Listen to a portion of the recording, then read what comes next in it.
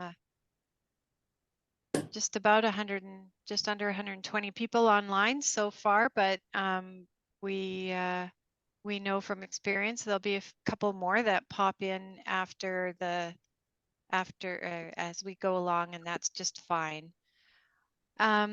So thank you, friends, for being here with us today. It's so great to see so many of you and to be able to gather in this way. Before we get started, I just want to take a moment to acknowledge that as the United Church of Canada, Pacific Mountain Region and Chinook Winds Region, we continue to walk the road of healing and truth-telling. We have much to learn and much to atone for, and our territorial acknowledgements are not the end of our work, they are the beginning of our work. It is with a sense of gratitude, responsibility, and solidarity that we acknowledge that we are ministries on the traditional lands of Indigenous peoples.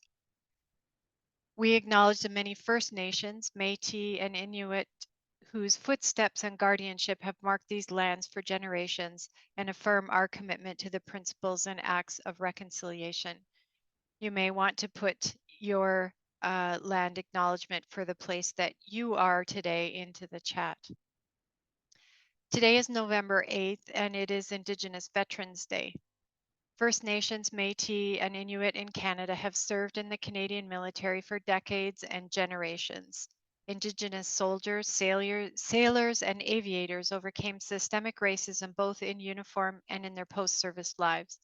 Indigenous veterans of war would not receive equal treatment, service, and benefits compared to other Canadians, and the struggle for equality, equity, and reconciliation continues to this day. Today, we honor the long tradition of military service of Indigenous people, and we will remember them. I'm wearing a great big poppy. So thank you for taking a moment to honor that. And to start our time off today, I've asked Deborah Richards to please open our time in prayer. Deborah serves as the president of Pacific Mountain Region. Thank you, Treena. Welcome, everyone. It's wonderful to see you all.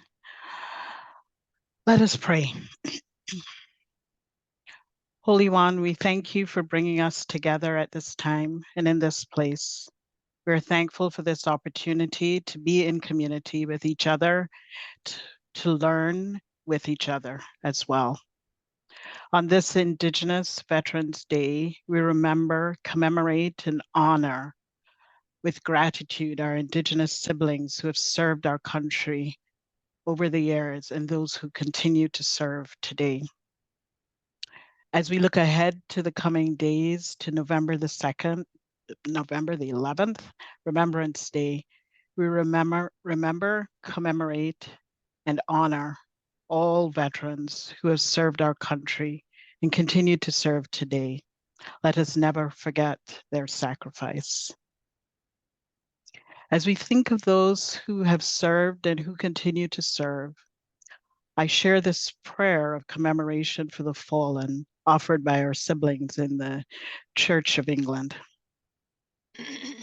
Father of all, remember your holy promise and look with love on all your people, living and departed.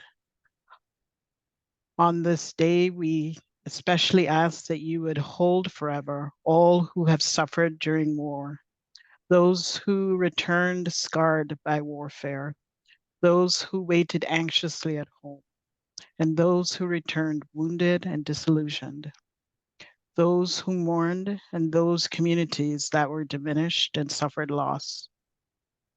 Remember those who acted with kindly compassion, those who bravely risked their own lives for their comrades, and those who in the aftermath of war worked tirelessly for a more peaceful world.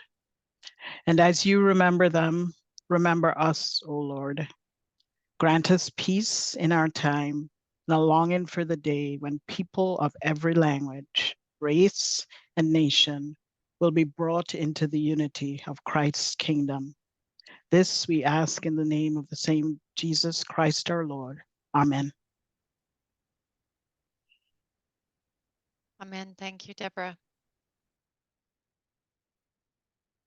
So we want to reserve the majority of our time today to talk about Remit 1. And so this is an important thing that we're doing right now as a church, and we're coming up on a deadline for the vote. And so it seemed like a good opportunity for us to spend some time learning about this this remit and to have an opportunity to discuss. So thank you very much to Sara Stratton and Adele for being with us today. And I'll turn things over to you and let you introduce yourselves. Thanks, Treena. I'm Sara Stratton. I work at the General Counsel office in the Indigenous Ministries and Justice Unit, and I do that work as a settler. My family is originally from Newfoundland, and sorry, and spent a long time, about 300 years, in the territory of the Beothuk. So carry with me that family history of being part of a process that heavily impacted those people. I don't like the word extinct, but that's the word we use to describe what happened to the Beothuk. So that's a piece of my history that I'm carrying with me and trying to work with. My job in Indigenous Ministries and Justice is to work with the settler church in addressing colonialism and what that calls us to do as members of the United Church, as non-Indigenous members of the United Church. So this year, quite a lot of my work has been around helping to educate around the remit.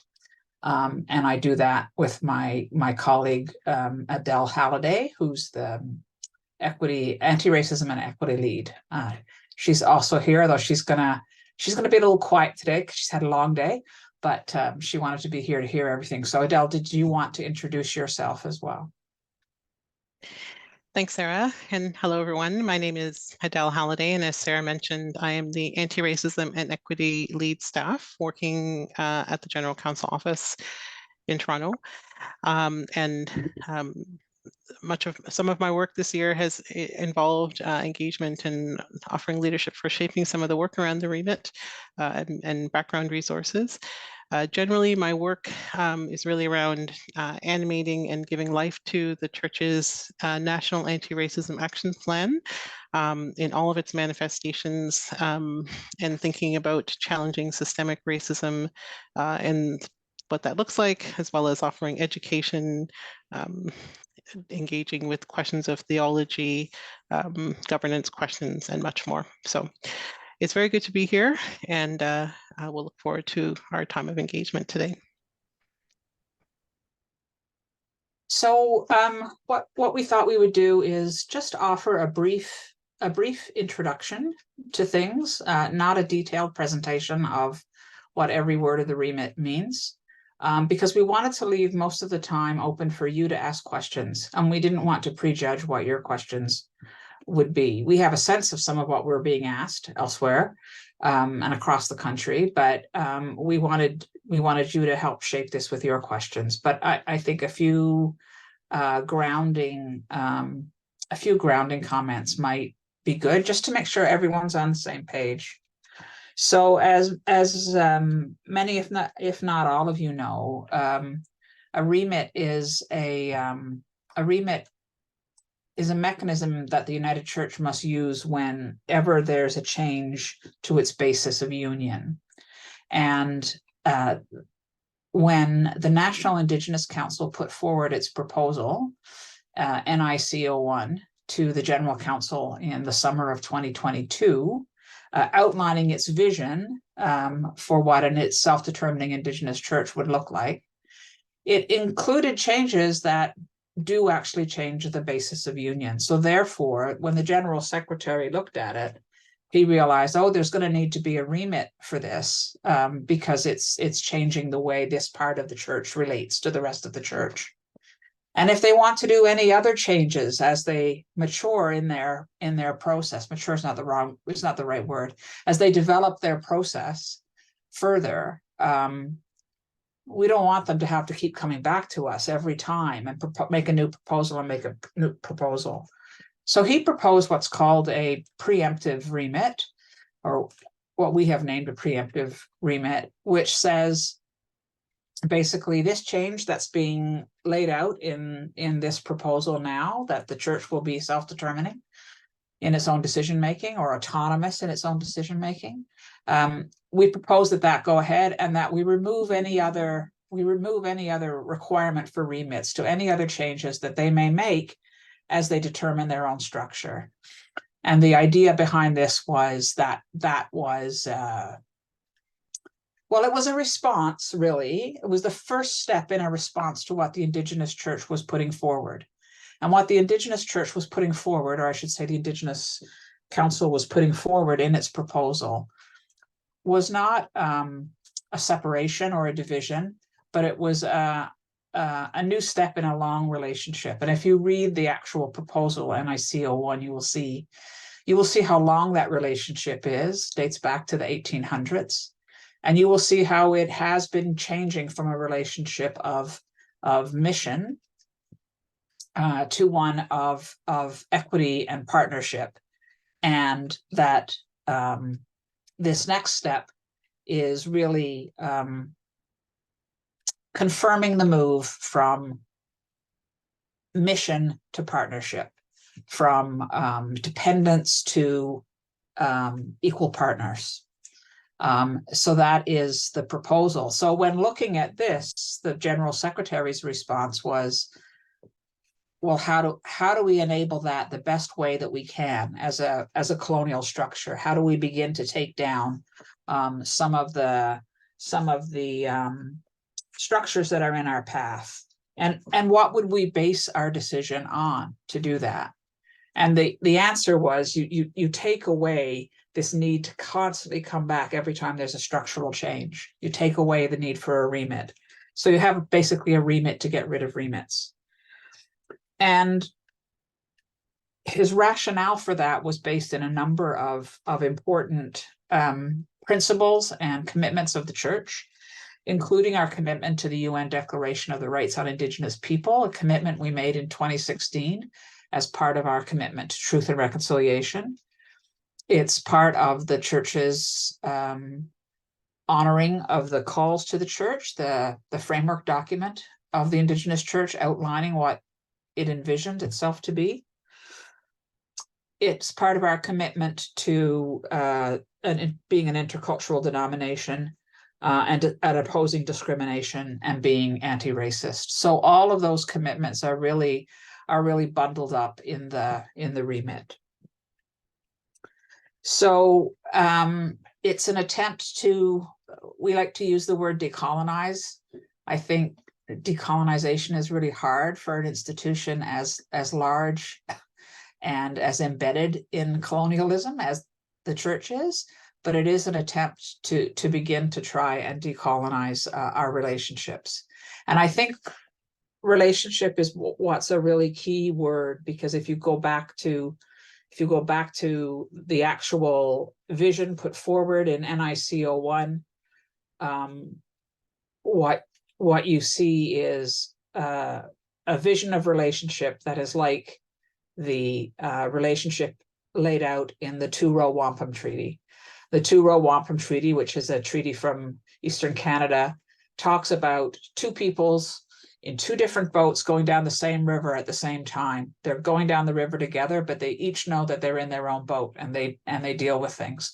They can still talk between the boats. They can still trade between the boats. They can be in community between the boats, but they're each steering in their own direction. NIC-01 stands for National Indigenous Council 1. It's the numbering system of the proposals that went to General Council 44 in 2022.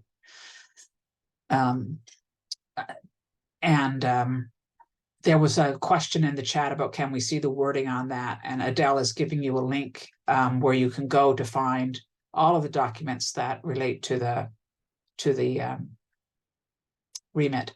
So I would say, if you haven't read anything yet on the remit and you need to read more, I would say it would be really, first thing for you to read would be that document that I just talked about, NIC 01, because that lays out the vision. And then the remit itself, which someone asked for the wording on, that lays out the question, and so on.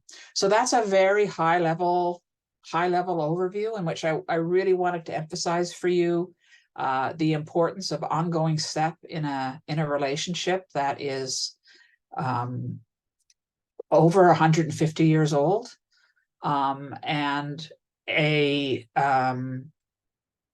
an emphasis on trying to move forward together on the part of the non-Indigenous church in a way that is less colonial, less like imposing mission, and more like journeying together, each respecting each other in its own beauty and complexity. So I'll stop there, and I don't know how you usually do questions here, if it's a mixture of things in the chat or people popping up. So I'll go to Treena for that advice. Hi. Yeah, so we'll invite folks, if you've got questions that you would like to speak, to please raise your hand. And if you would like to type your question in the chat, then we can read those out and have those responded to. And just a couple of sort of logistical things to add. This remit is to be voted on by all pastoral charges, and by all regional councils. So I believe 9 or 10 of the regional councils have voted on it so far. The National Indigenous Council itself had to vote on it, which it did this summer at the National Indigenous Spiritual Gathering, which passed it.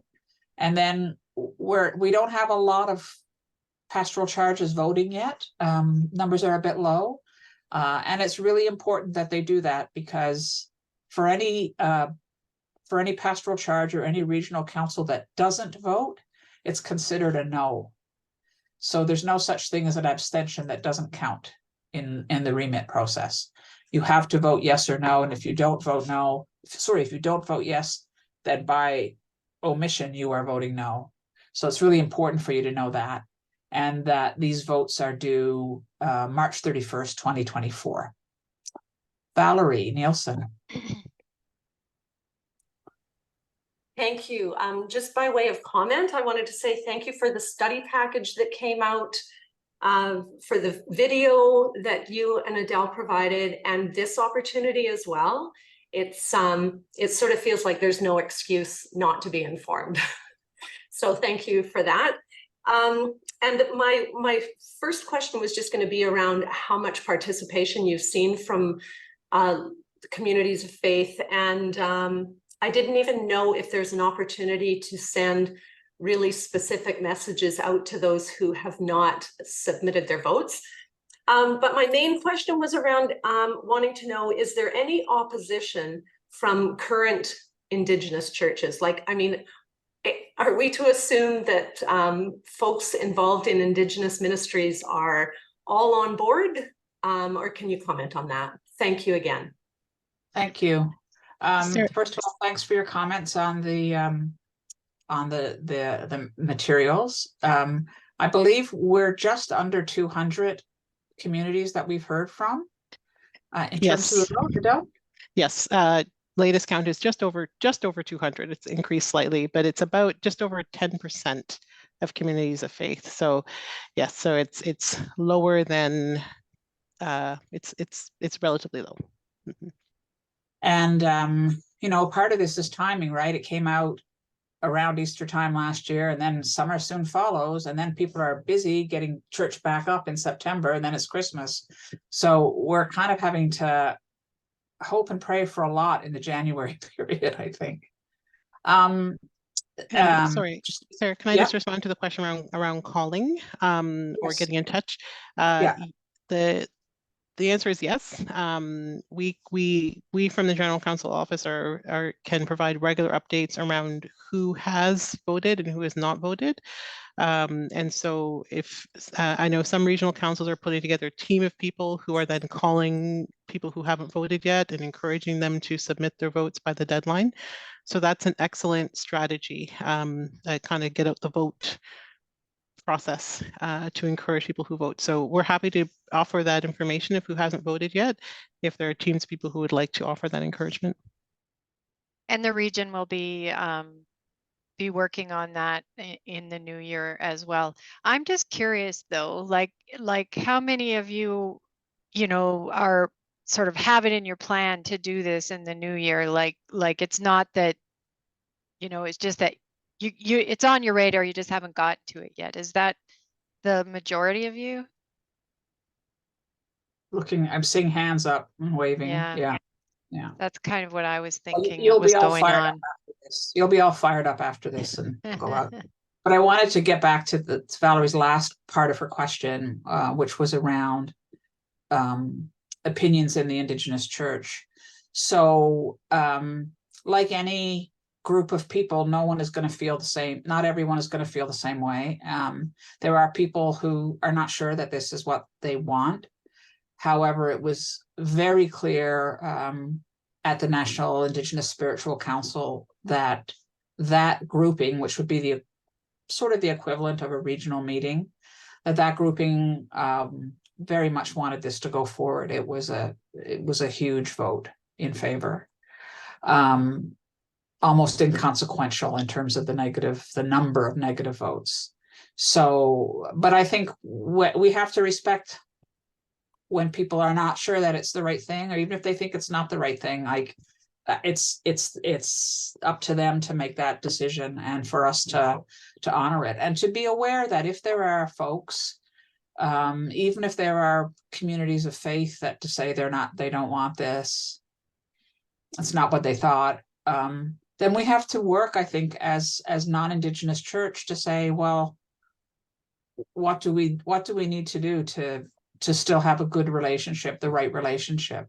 What is it that if there's a negative opinion on it, what is the concern and how can we address it? But I would tell you that what we are seeing is overwhelmingly positive at this point. Thank you, Sarah. There's a couple of requests in the chat, wondering if it would be possible for you to summarize the kind of pros and cons for the remit. That's a good question. I think the pros are that it allows you realize how loaded your language is as a settler person, even when you're trying to talk about a different kind of relationship. Our language, the language of Parliament, which the courts of the church is the Parliament, they're just so loaded.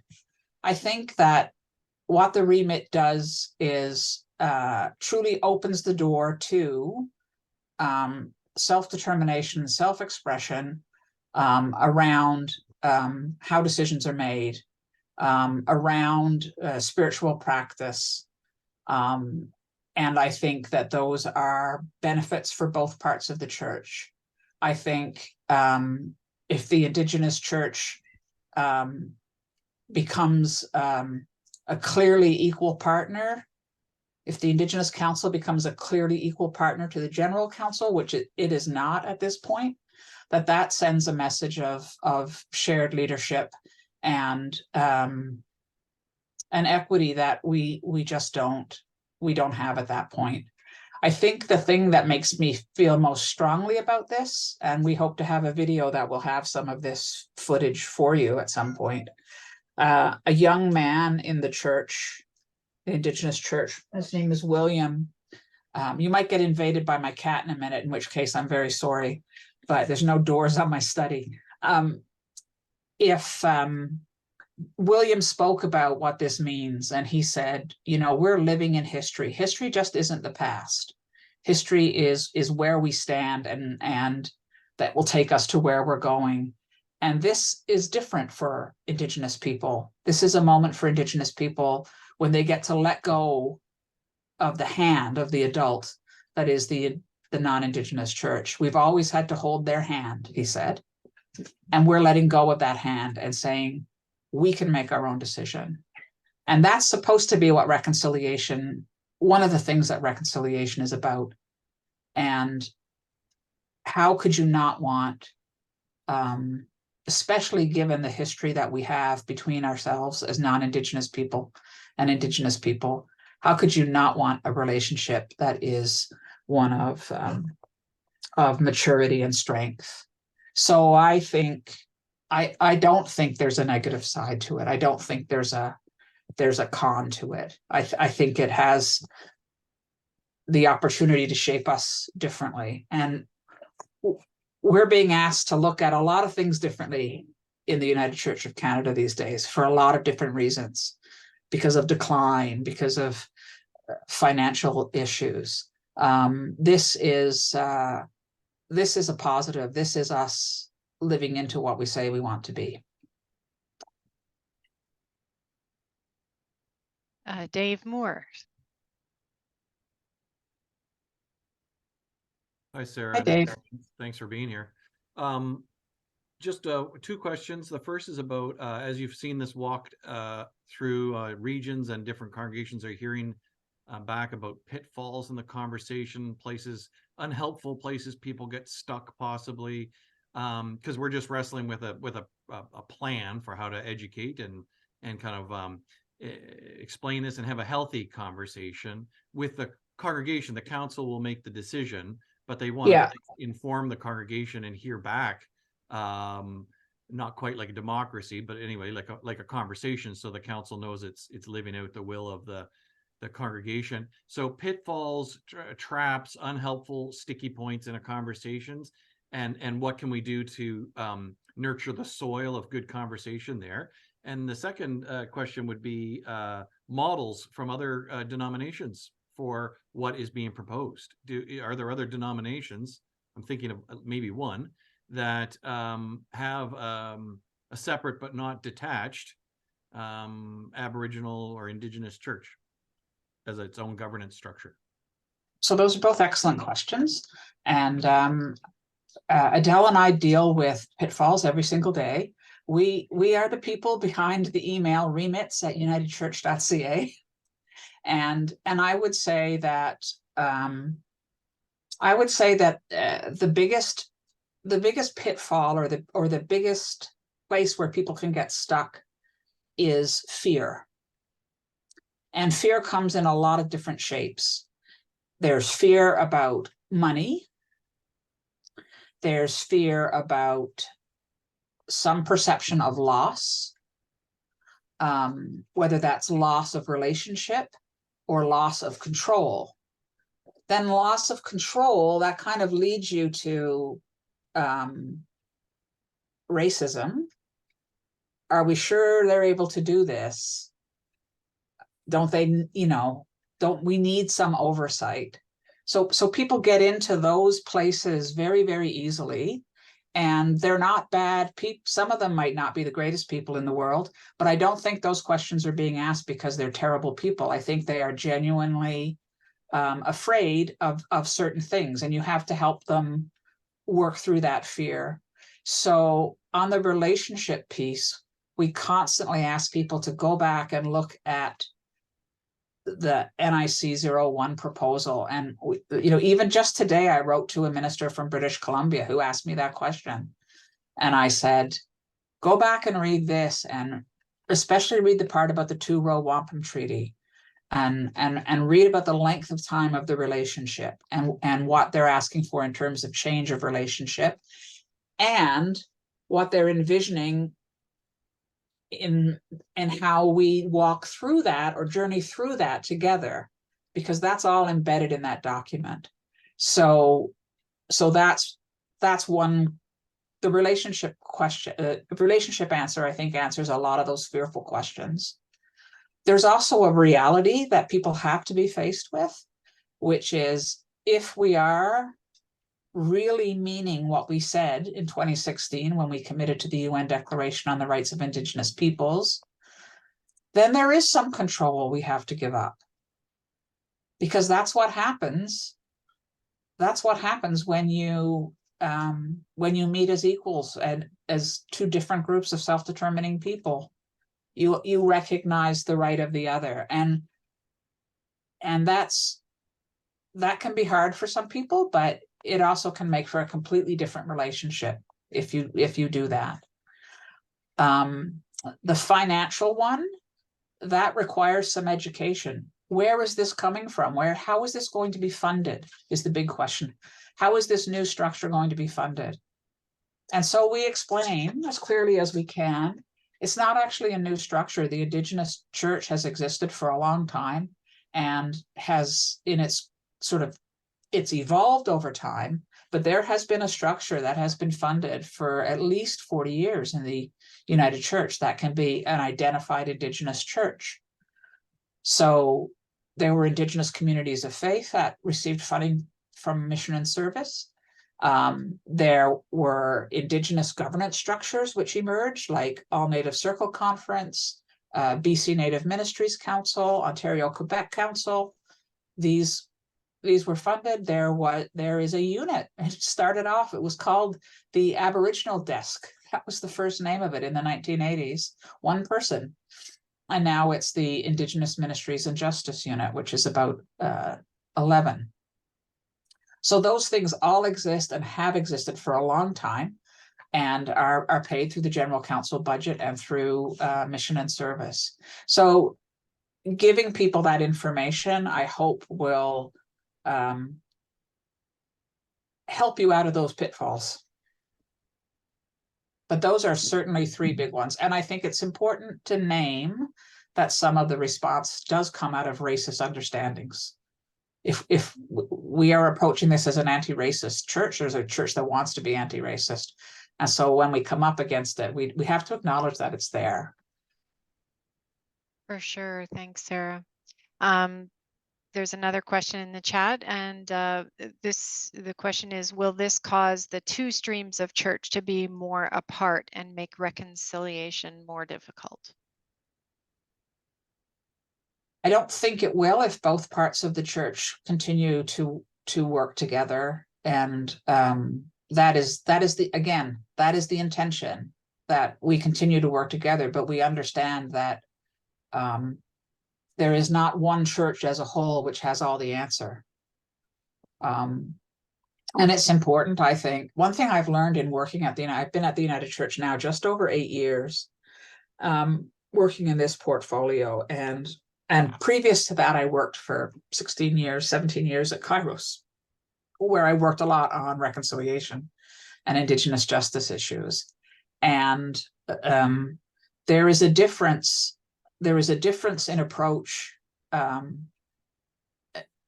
when you work in an institution that has an Indigenous stream, for lack of a better term. I think everyone has a lot of work to do in reconciliation. Every settler organization has a lot of work to do in reconciliation. None of us are as good as we would like to think we are. I firmly believe that. But I also believe that there's a qualitative difference when you're working together with an Indigenous partner in a way that the non-Indigenous Church of the United Church is trying to do with the Indigenous Church. And part of what helps that to happen is that we have General Council staff who walk in those both paths, not just me and Lori Ransom, who's the reconciliation animator as well, but also the youth staff person, the healing staff person. We all walk that path or journey that path. We have regional colleagues who do exactly the same thing, as both regions represented here know. So to have both and continue to work together, I think, is hugely important. There is a structural connection between the two parts of the church right now through the General Council Executive. As things evolve and work out, I think that will happen, that will continue, but maybe in different ways, maybe not through the executive, maybe through the General Council itself. I forgot Dave's second question, which was, is there another church that you can think of? And I think I'm thinking of the same one as you, which is the Anglican Church of Canada. No, you're probably thinking of another one too, the Uniting Church in Australia. Dave and I are Australian travel buddies. So, but those would be two churches that I could name that are on this kind of a parallel path. The Uniting Church in Australia has its equivalent of the Indigenous Council would be the Uniting Aboriginal and Islander Christian Congress, and they are very much on a similar journey. In the Anglican Church here in Canada, the Anglican Council of Indigenous Peoples would be very similar to our National Indigenous Council. And just to let you know, there's actually going to be a presentation upcoming as part of the 40 Days of Anti-Racism that explores the two paths in the Anglican and the United Church, and Adele can share information about that. Thank you. Did you want to do that now, Adele, or? Just give me a moment. I'm going to pull up the description. So Okay, while you're doing that, can you say how many Indigenous communities of faith there are, and how many Indigenous members, and how many on the National Indigenous Council? So I can't give you the numbers of people, but I can tell you that there are 54, I believe, Indigenous communities of faith. There are some that are still on the books, but are in the process of coming off the books because it's the church. The church, we lose communities of faith. So I think the count we did for the remit is 54. The council, I don't know the exact number of the council, but there are, maybe if I tell you how it's structured, we'll figure out the number. There are 2 representatives from each region. Now, that's not the same regions that the United Church of Canada has, because the Indigenous Church doesn't exist east of Montreal. So it would consider its regions to be BC or Pacific Mountain, Prairies, and then I think Ontario, Quebec. I need to double check. Hang on. I'm going to go check that and come back with a number for you. And then there are also 2 representatives from the Elders Council, 2 representatives from the youth program, and a alternate from the youth program. So let me just go double check the numbers. I had them today, so it'll be really easy for me to grab them. And Adele could maybe tell you about the event. absolutely. So while Sarah's checking that, so I've just put the description of the event in the chat. It's called Sharing Our Stories, Indigenous Identity in the Christian Church, and it features leadership from the Anglican Church and from the United Church. So they'll be sharing about Indigenous spiritualities. There'll be conversation. Anyway, it'll be a good and engaging conversation. The full description is there, and the leadership is there as well. I'll also put a link in the chat in case you wanted to register. There's no cost. It's part of the 40 Days of Engagement on Anti-Racism, and anyone is welcome. It will also be recorded, so in case you can't be there, November 14th at 4:00 p.m. Pacific time, it'll be recorded and can be circulated that way. Okay, I'm back. I knew I was missing a region.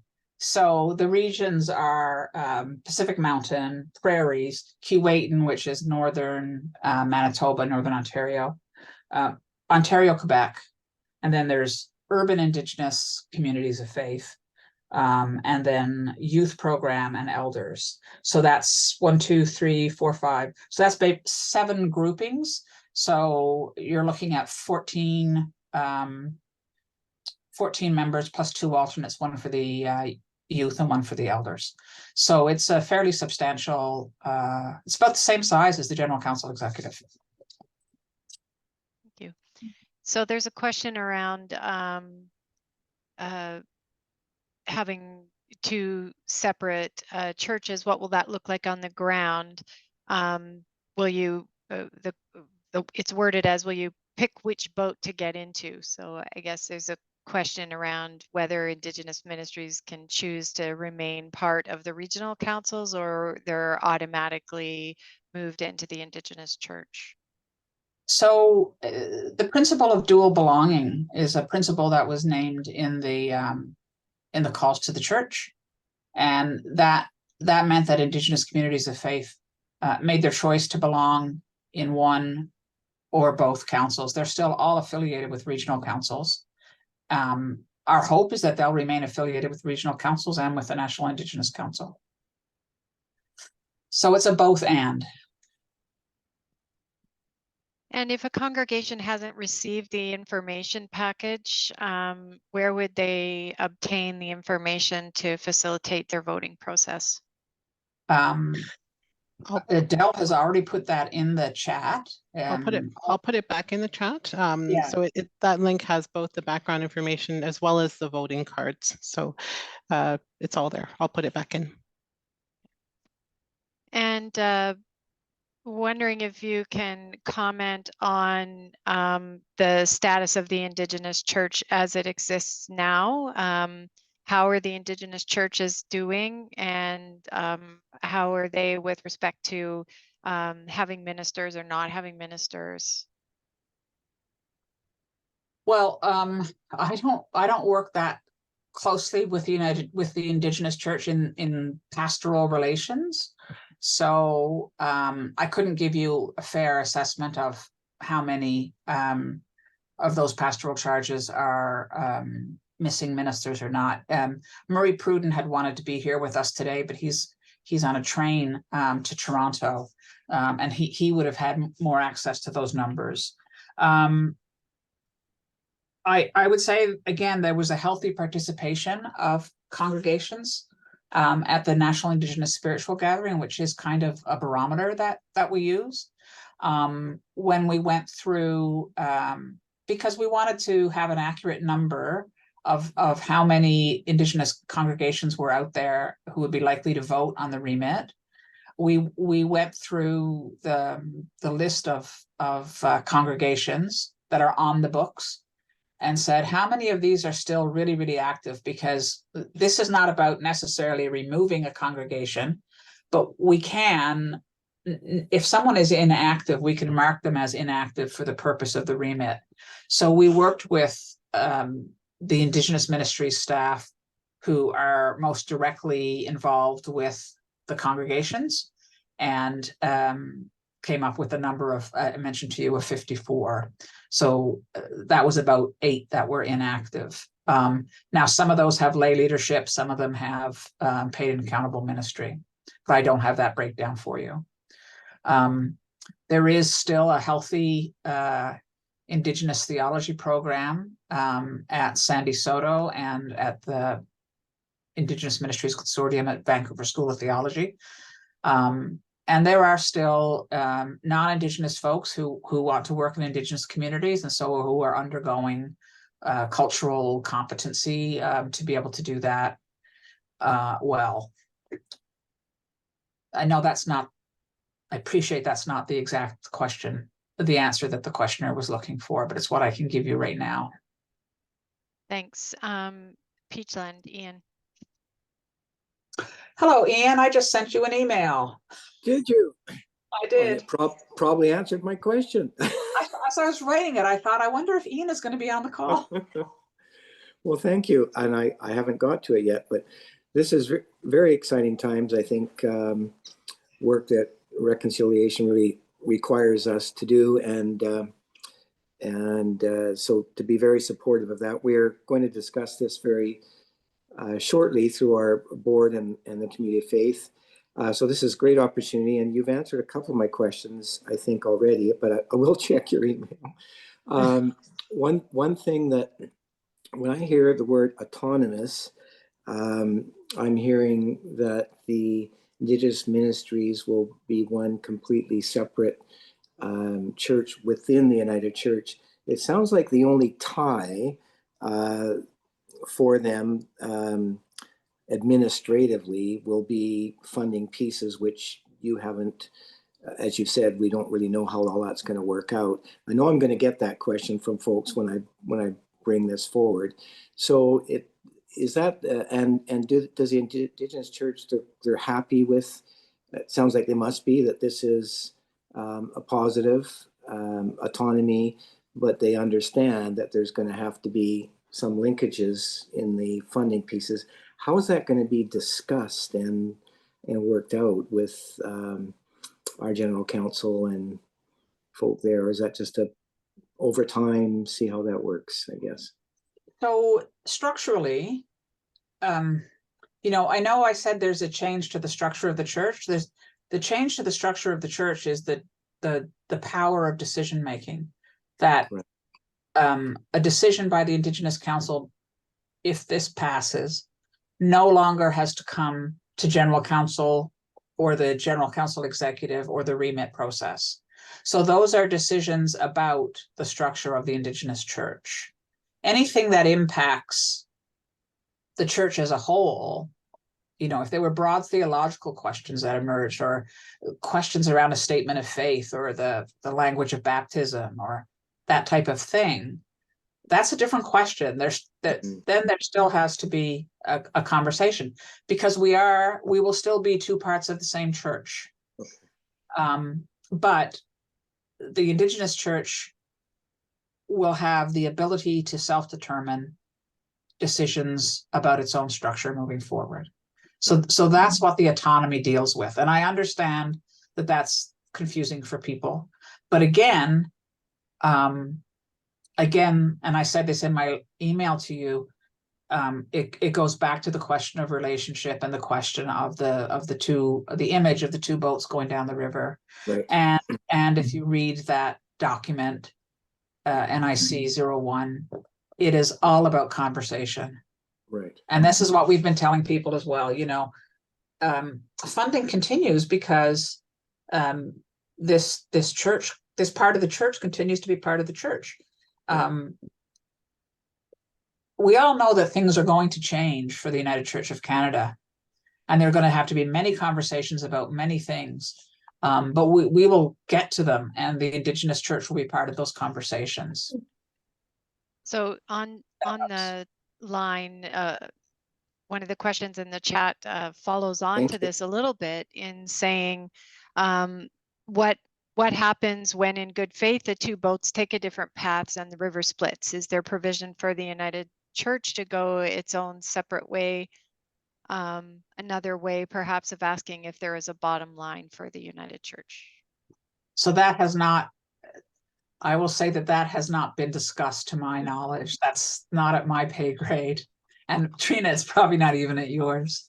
No. But those kinds of conversations haven't happened. I'm sure that they will happen. There will have to be conversations about okay, this remit passes, how do we do this? And it's not unlike the last, I shouldn't say the last remit, but the remit around the 4 courts moving to 3 courts. You know, whatever day that vote came in, the next day, it wasn't like we had a 3-court model the next day. We had, I don't know, at least a year, probably more, of commissions and all kinds of conversations that helped us figure out where we were. And that's what the situation will be like in April after the remit. Whatever happens, there will be a need to establish a process for working it through. Al Fowler, oh, you just took your hand down. So does that mean you're done? You don't need to? Okay. I don't need to, no, thank you. All right, Marion Best. I'm wondering about matters of ordination and commissioning and criteria for testamer and so on. Would that all lie in the hands of the Aboriginal Church?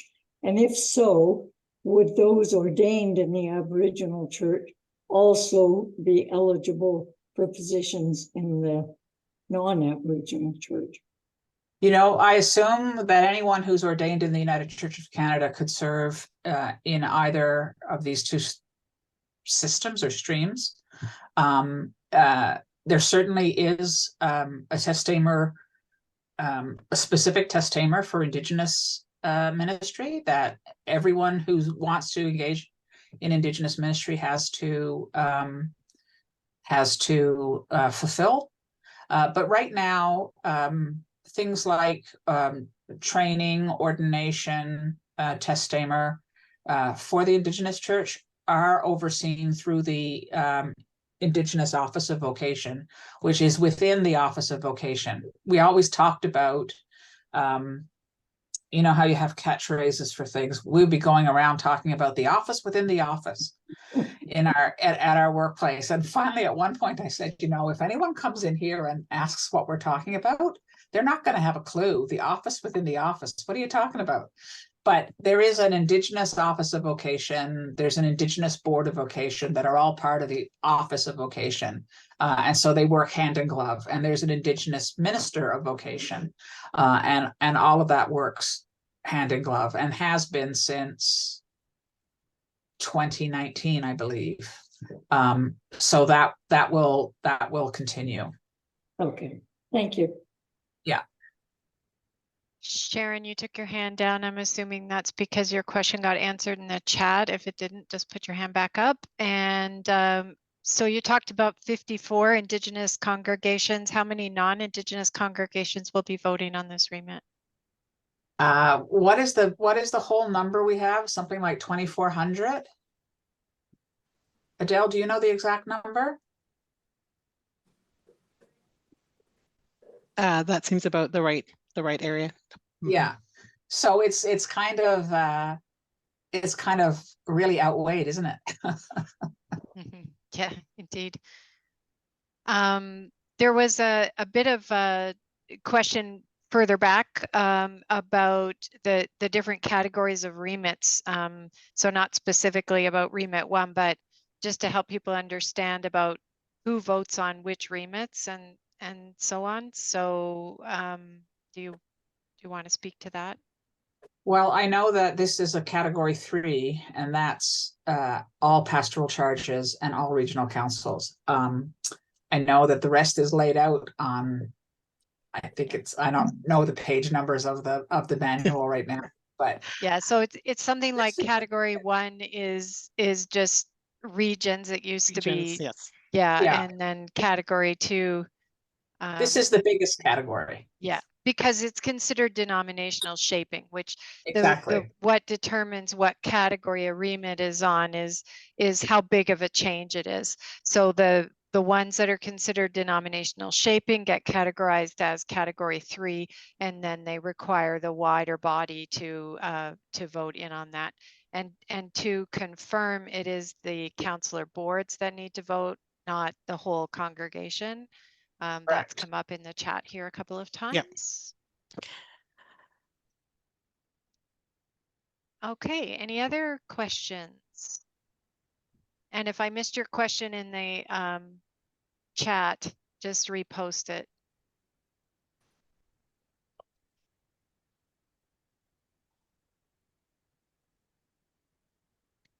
So Heather said, I'm confused when talking about pros and cons. The comment was, this opens the door for self-expression around how decisions are made and spiritual practices.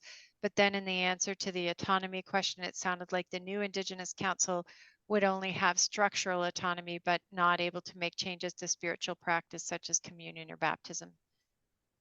So I think probably someone from the more theological side of the church would be better equipped to answer this. But we have already said as a church that Indigenous spiritual practices and Indigenous spirituality are to be affirmed. So this is why if you go to an Indigenous church, or if you have an Indigenous person come to your church, they may choose to bring and do a smudge, for example. This is why someone may come to your church to preach and hold up an eagle feather as he preaches. That the church is saying, and has been saying for a long time, we will no longer say no to those practices. I think there are things that people can bring to, from an Indigenous perspective, to things like a baptism that are not the same as overriding the theological underpinnings of a baptism in a Christian church. So but the right to practice spirituality, Indigenous or traditional spirituality, within the Indigenous church is affirmed. Things like baptism, because because of our ecumenical agreements, there are certain rules around that would need to be followed, whether it was happening in the Indigenous church or the non-Indigenous church as well. So there's Exactly. that piece. Yeah, And there's still United Church of Canada, so it's not forming a new denomination. correct.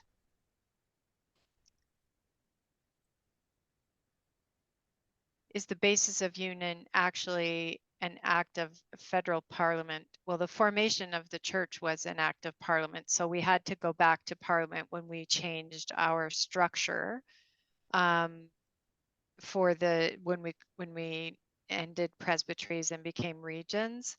I guess it's a fair question whether this will have to go back to parliament. It is a fair question.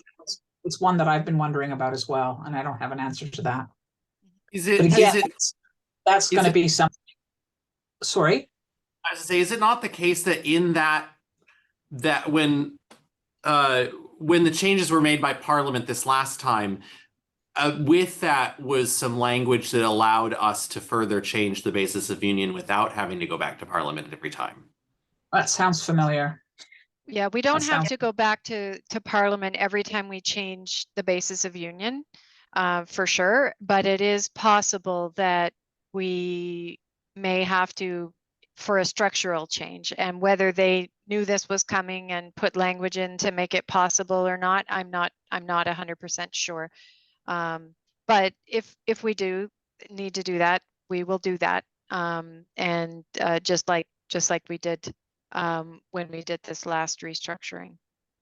I think the Parliament probably would be eager to say, Yes. we don't need to approve every single thing that the United Church does. So I appreciate that comment from Cloverdale. That was helpful. Thank you. Marie, I've been tasked with asking about financial implications for the local congregation. Are there any? What I've understood from the discussion so far is that the financial funding has not been settled, but you've also identified staff and existing funding of those staff or ministries that won't change. Any other information you want to add? So right now, the long-term funding of the Indigenous Church, just as the long-term funding of any part of the United Church, is not set in stone. We don't know. We know where the direction is going in terms of monies coming in. And so we know there's going to have to be changes, but we're not saying that's going to start 2024. So in 2024, there are no projected changes to the funding for the Indigenous Church. Then we will see after that, moving forward, what kind of changes may be required and how the Indigenous Church participates in those changes. So it's not quite that financial funding hasn't been settled. It's that long-term financial planning hasn't been done. Although the finance people, of course, have all of these things in line for discussion as they move forward, as they do every year. But nothing is projected to change for 2024. There is not projected to be any implications for local congregations. This is not expected to impact them at all. So I'm not reading out comments in the chat if they're just comments. So if you're interested in some of those, you can read the chats yourself, just trying to highlight the questions. So there's one here. It's a bit of longer, so I'm going to try to paraphrase. I think what it's rooted in is where did this proposal originate? Did it originate with General Council or with Indigenous folks? So maybe you can respond to that. That's a really good question. That's an important question, actually, for everyone to have the answer to. So I would say that this proposal originated with the comprehensive review process that led from the change of 4 courts to 3 courts. At the time, that decision was made to move. That was, I believe, in 2015 at the General Council. the decision was made to move to the 3-court model, and the Indigenous church spoke to it and said that they did not feel that they had been fully involved in the process in terms of from start to finish. And that now there were going to be changes made to their structure.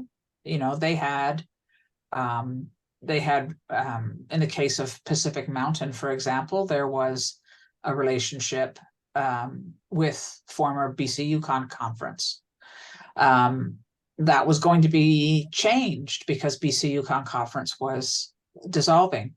In Chinook Winds, there was a relationship with Alberta Northwest. Well, that was going to be changed because Alberta Northwest was going to be dissolved. And then there was also the question of All Native Circle Conference, which was its own conference, that was being lost and the presbyteries were being lost. And yes, there were going to be new structures, but this all happened in a way that the Indigenous church didn't feel it had been a full partner in. And so that then led to time set aside for the Indigenous church to begin its process of visioning what it wanted to be within the United Church. That began in around 2016 with a group called the Caretakers of the Indigenous Circle. That's the group. It was mostly elders of the Indigenous church, some folks who were not elders, but were welcomed for the wisdoms that they brought, and some accompaniers from General Council who didn't shape, but accompanied the vision.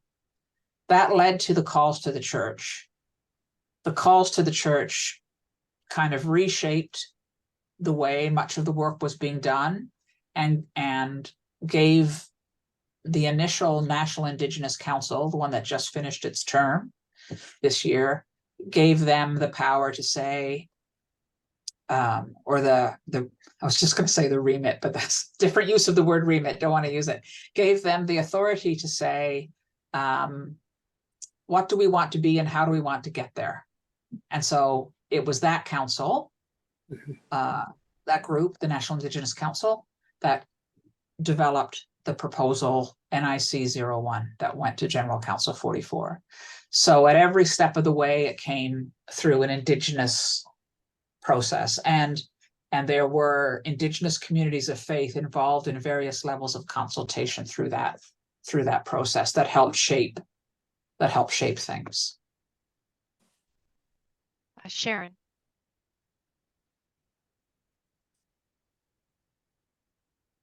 This question may have already been answered and I missed it, but I'm just wondering if the Indigenous churches will be voting on this remit. Yes, they will. They will. Thank you. And the National Indigenous Council voted as well. Oh, Yeah. okay. Thank you. Yeah. Yep. Thank you for asking. So we're kind of at our time. We usually allocate an hour for these. I don't know if you're needing to rush off, Sarah, but I don't, so I can hang around for a little bit if there's a few more questions. But I just want to bless folks if they need to leave on their journey, and thank you all for being here today. It's been great, and also to thank Sara and Adele for the gift of their time with us today. But if folks want to hang around, we can. Yeah, I can hang around for a few minutes if folks have some questions. But I also wanted to express my thanks for all of you for coming out. That's a huge number of you who came, and I really appreciate that. Sara, somebody wondered earlier on if they can confirm their vote has been received. Is there a way to do that? Adele, do you know if folks can do that? We can maybe do that. We'll give you a list, Treena, of who has voted and who hasn't voted, of what's been received. Perfect. And then if somebody's not sure, they can just reach out to me, and I can check that out. And I've had a few people ask on the form that you submit where they get their group ID number from. People were unclear. So if they're not, yes, if they're not sure, they can ask Susan Jackson at the General Counsel office, and I can put her email in the chat, or they can ask Allison. So I'll put the email in the chat here. Okay. Allison might be the best choice right now, I think.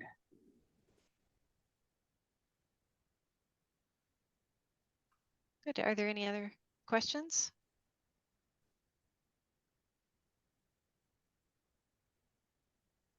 Well, just a strong reminder to get your votes in.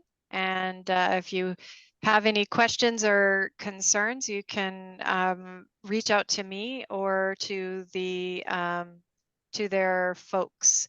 Oh, and Victoria just said the ID number is your church hub ID number.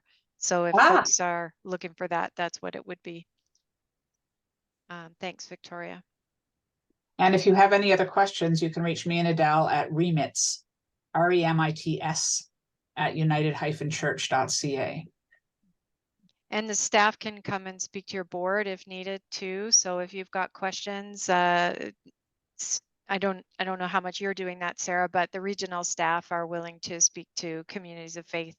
Yeah, if we're you need willing some to do additional that. help. Good. We're willing to do that too if you need the help. Except to Dave's congregation. I'm not going to speak to them. Sarah, can I just ask, are we allowed to take clips of this once it's recorded or once it's out in published format? Are we allowed to take pieces of your wonderful descriptions, yours and Adele's, and use them in our educational processes? I think just because sometimes I speak off the top of my head, I'd prefer it if you just ran it by me first. Okay. Thank you.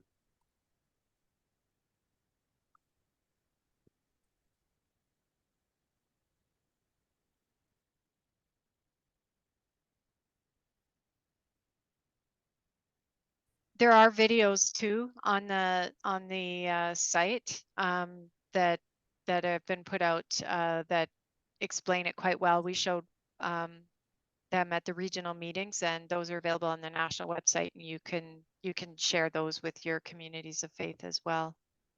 And we'll have some new stuff too. In addition to, I mentioned that we're making a little video in particular for those Indigenous communities of faith who weren't able to be at the NISG, so we're making them a little bit of a video. But I mean, it'll be on our social media. You all can use it as well. But we're also making a video addressing some of these questions that we've raised here, but not me and Adele talking.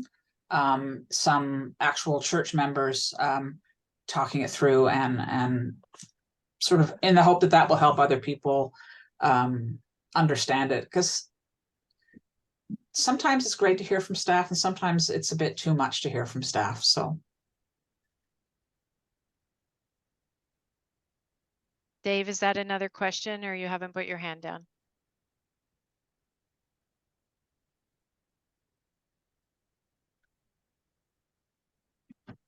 The videos are on the national website. If you scroll up in the chat, Adele has put the link in there.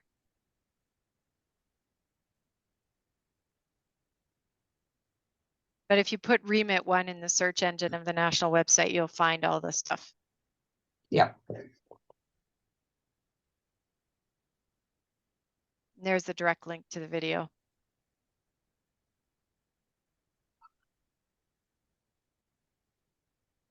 Sandra, were you wanting to speak? Nope.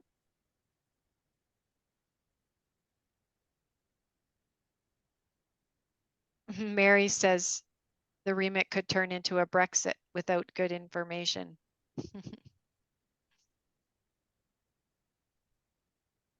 Yep.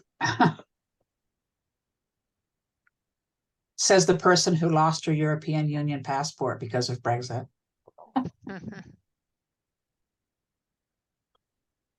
I do think there is a layered with the questions of colonialism, racism, control. There are some ecclesiological questions here.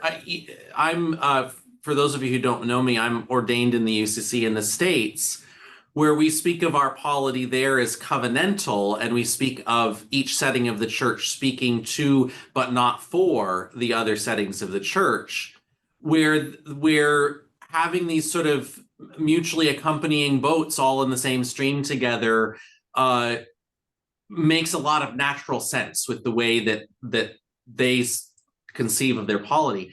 In our polity here, which is more conciliar, it is definitely a paradigm shift in ecclesiological theology and culture to talk about this. It's not one I have a problem with necessarily, but for some people it may be important to name that there is a shift there.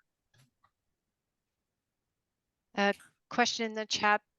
Did you want to comment, Sarah? No, I was just thanking Okay. Cloverdale, who remains anonymous, but anyway. That's Matt. My name is Matt Emery. I'm the lead minister at Cloverdale. Hi, Matt. Nice to meet you.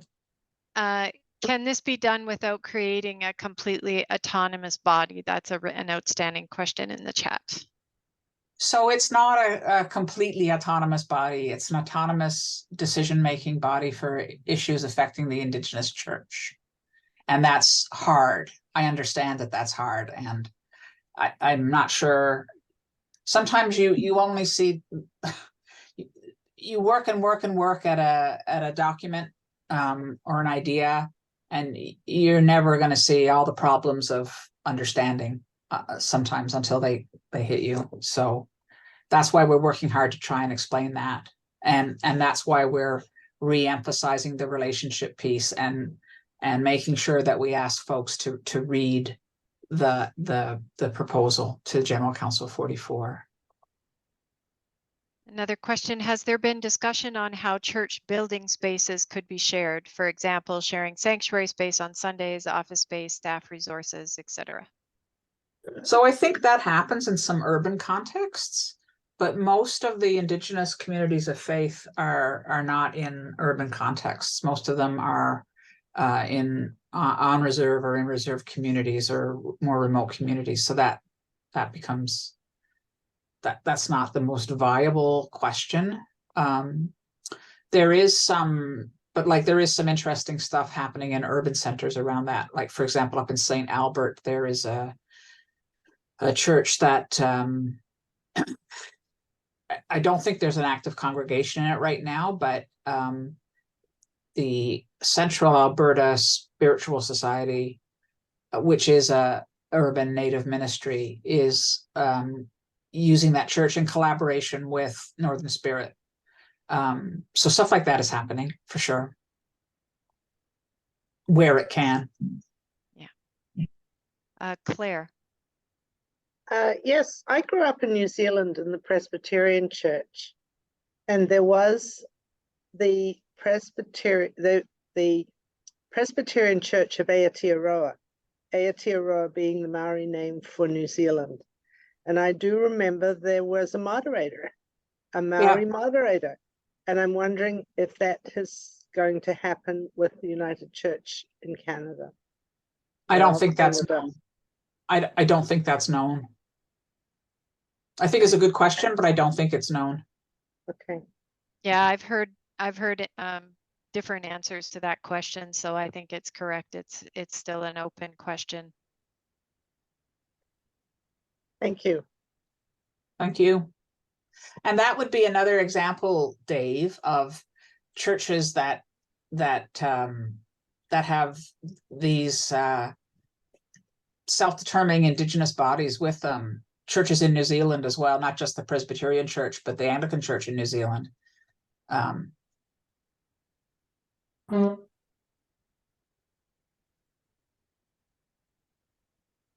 Okay, well, thank you so much again, Sarah, and I know Adele had to run off. This was so great and so appreciated, and I'm sure will result in lots of votes coming your way really soon. Well, we hope so. Get out there. I would say vote early and vote often, but it's not early anymore, and you certainly cannot vote often. Please only vote once. I think you know, I always joke with these town halls that like at 12:59 or 1:59, there's like really, like hardly anybody on the call. And then by 5 after, there's 100 people. Everybody comes in the last like 3 minutes or the first 2 minutes after it starts. I think the vote's kind of like that. You know, everybody's waiting. Oh, well, we don't have to deal with that till after Christmas. So no, I think you're absolutely right. Yeah. Okay, well, be in touch with me if you need me. I'm always happy to help. Yes, and thanks again. So blessings, everyone, and blessings on the rest of your day and on this Indigenous Veterans Day, and look forward to seeing you the next time.